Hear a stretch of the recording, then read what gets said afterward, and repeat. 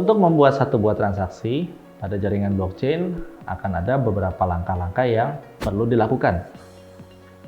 Ada langkah-langkah yang terjadi di luar jaringan dan juga ada langkah-langkah yang terjadi di dalam jaringan. Sebagai user, yang kita tahu setelah kita melakukan satu buah transaksi di dalam blockchain, maka kita harus menunggu sampai transaksi tersebut diverifikasi dan juga selesai di mining. Namun, apa yang terjadi di dalam proses tersebut dan apa yang sebetulnya dilakukan oleh jaringan blockchain ketika memproses transaksi kita? Pertama, kita harus melihat proses yang terjadi di luar jaringan blockchain. Ketika kita melakukan transaksi, maka perlu dilakukan signing atau dilakukan enkripsi terhadap transaksi kita. Hal ini akan membuat transaksi tersebut diverifikasi bahwa memang iya betul transaksi tersebut berasal dari user kita. Setelah kita melakukan signing transaksi yang sudah di-signing tadi itu akan kita lemparkan masuk ke dalam jaringan lewat sebuah blockchain node. Blockchain node ini yang nantinya akan memproses transaksi yang masuk ke dalam jaringan blockchain. Dia yang akan mendaftarkan transaksi kita ke dalam satu buah penyimpanan yang disebut dengan transaction pool. Nah, ketika sudah masuk ke transaction pool, berlanjutlah proses transaksi ini di dalam jaringan blockchain. Pada proses di dalam jaringan blockchain, semua transaksi akan dikumpulkan di dalam yang namanya transaction pool.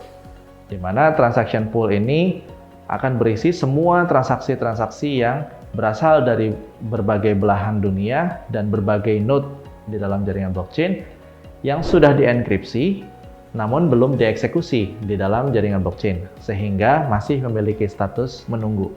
Transaksi-transaksi yang masih berstatus menunggu ini memiliki kemungkinan untuk nantinya tidak diproses oleh miner. Ada banyak kemungkinan yang menyebabkan transaksi tidak diproses oleh miner. Misalnya, satu buah transaksi memiliki gas fee yang sangat rendah. Atau yang kedua, transaksi tersebut dibatalkan oleh user. Atau yang ketiga, transaksi tersebut bukanlah transaksi yang valid. Jika satu buah transaksi tidak divalidasi oleh miner atau validator, maka sebagai user kita harus mengirimkan ulang transaksi tadi dan disesuaikan. Apakah kita perlu menyesuaikan dari jumlah gas fee-nya atau kita harus mengecek apakah transaksi kita ada yang salah atau tidak. Selanjutnya, validator yang sudah melihat transaksi-transaksi yang ada di dalam transaction pool akan memilih transaksi yang memiliki gas fee lebih tinggi daripada yang lainnya. Pada umumnya, gas fee yang lebih besar daripada yang lain akan lebih cepat untuk dieksekusi. Bukan berarti gas fee yang rendah ini tidak akan dieksekusi, namun kalau misalnya ketika membuat satu buah blok dan terdapat transaksi baru yang masuk yang memiliki gas fee lebih besar daripada gas fee yang ada di dalam transaksi-transaksi sebelumnya, maka transaksi yang sebelumnya tetap tidak akan diproses dan yang diproses adalah transaksi yang baru masuk tadi itu. Kenapa? Karena gas fee-nya lebih besar daripada yang ada di dalamnya.